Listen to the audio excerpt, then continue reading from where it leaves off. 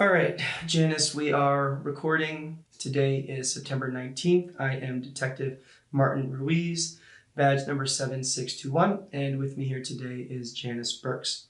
So, Janice, let's please start with you spelling your first and last name for me. Janicebures. And can you please acknowledge that this statement is being video and audio recorded and that you are consenting to that recording? Yes, sir. I do consent.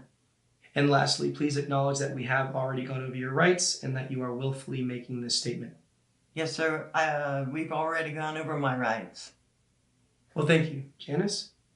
So let's just start with a little bit of context here. Now, you live next door to Daniel Murphy and his girlfriend, Emma Richardson. Is that correct? Yes, sir. That's correct. And about how long have you lived at that residence? Oh, I've lived there about 1.5 years, sir.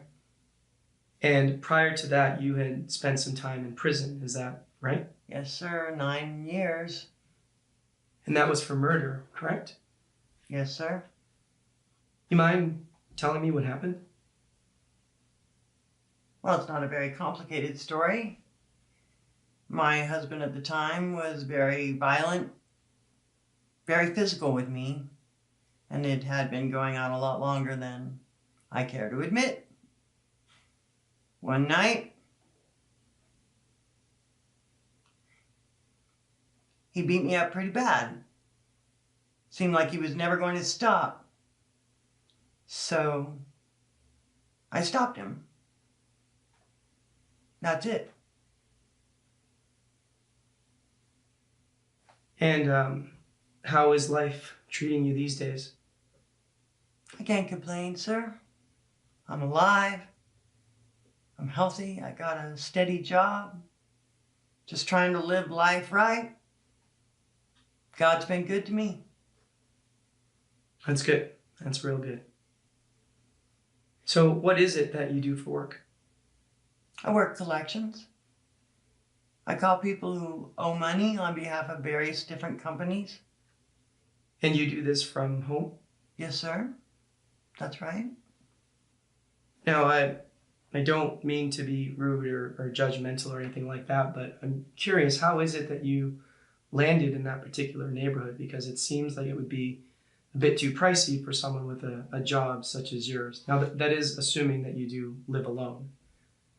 Oh, yes, sir, I do live alone. That house belonged to my mother. She bought it about 20 years ago. She paid it off early. And when she died about 10 months ago, she left it to me. Well, thank you for that explanation. That certainly makes sense. Now, I am curious, how well did you know Daniel and Emma? Oh, I know Emma pretty well. Daniel, not so much. When I moved in about 1.5 years ago, Daniel had already been living there. They're pretty good neighbors. They're quiet. They stick to themselves. No parties or anything like that. I can't remember them ever having anyone over, in fact. Rebecca, their daughter, lives with them.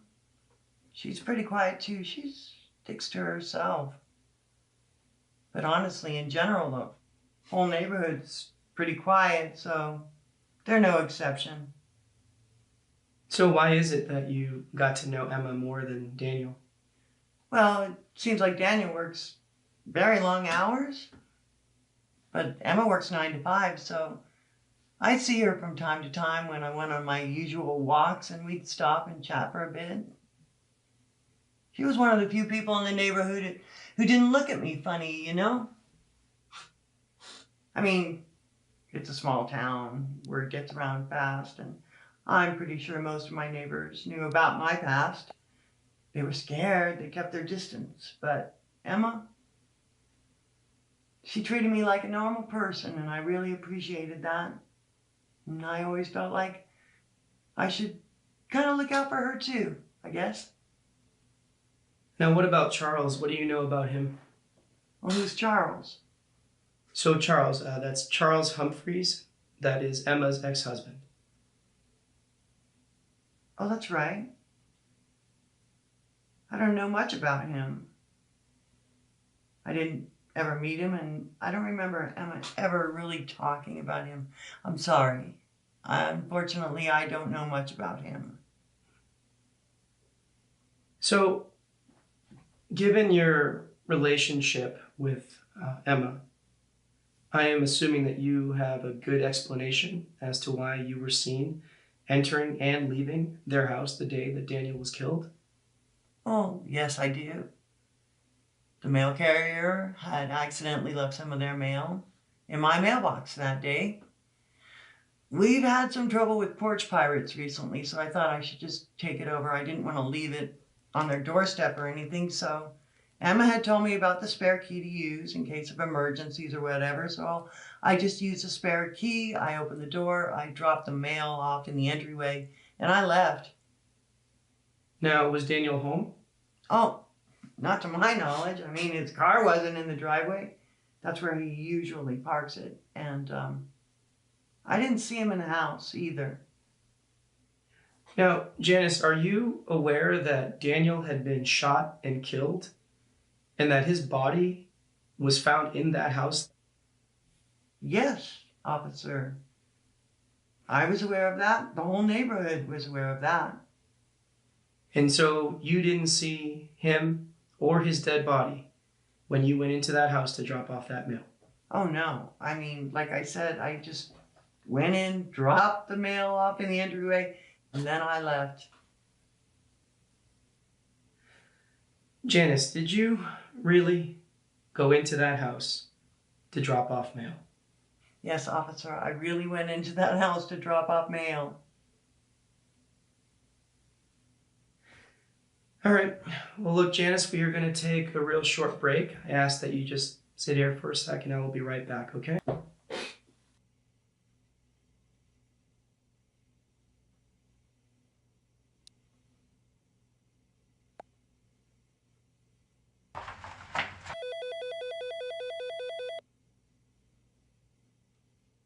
Okay, we've met the neighbor. I'm curious to know what you think about this Janice lady. You buy that story that she entered the house to drop off some mail? Let me know if you think she's lying, and I'll continue based on that. All right, talk soon.